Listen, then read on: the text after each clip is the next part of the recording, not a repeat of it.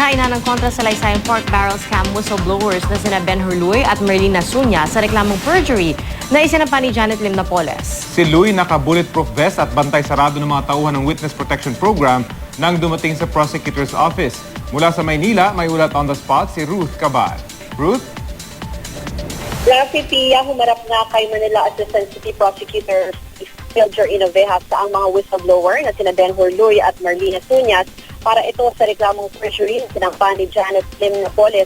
Kaugnayan ng affidavit ng dalawa kung saan nga dinedetalye raw nila yung pork barrel scam at kung saan sinabing kinidnap nga rin o nagkaroon ng serious illegal detention dito kay Luy.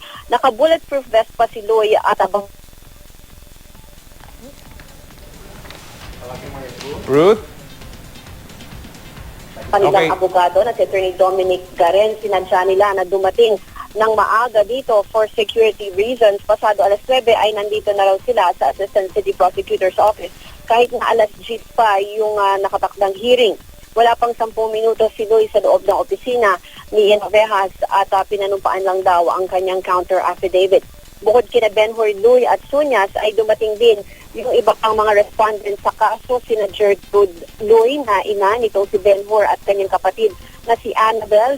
Si Napoles naman ay kinatawan ng kanyang abogado. Ayon dito kay Tristan Zoleta ay inasahan na nila na magpa-file niya ng counter affidavit itong sina Luy. Umaasa sila na uusad yung kaso kahit nga nakadetine for serious for illegal detention itong si Napoles dahil ang sabi nila ay independent naman daw na kaso. Itong perjury binigyan hanggang September 13 ng korte itong si Napoles na mag-submit ng kanyang reply affidavit. Kung hindi makapagbigay ng affidavit itong si Napoles ay submitted for resolution na itong kasong perjury. Doon sa mga respondents, meron pang dalawang hindi dumating. Yan sina Arthur at Arturo Luy. Dahil ayon sa kanilang abogado ay out of town daw ang mga ito pero nakapagsumiti na naman daw ng counter affidavit. Tapi? Obviously naman, Ruth, na talagang pinangangalagaan ng mga taga-WPP ng DOJ itong kaligtasan ni Ben Hurluy. Pero in the first place, kailangan ba niya talagang mag-appear dyan sa korte?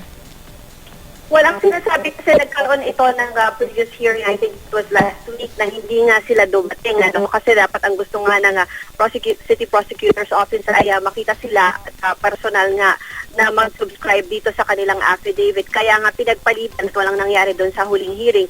At ngayon nga lang ito pinagpatuloy mo, saka kaya inasahan na makakarating sila para panumpaan. Kasi otherwise ay kumbaga titignan na ng korte na winave na nga nila Luy at ng iba pang respondents yung kanilang karapatan na sagutin o mag-file ng kanilang counter affidavit doon sa perjury charges kanina po. Pero ngayon nangyari na yan, kaya nasa korte na yung kanilang counter affidavit. Okay, maraming salamat, Ruth Cabal.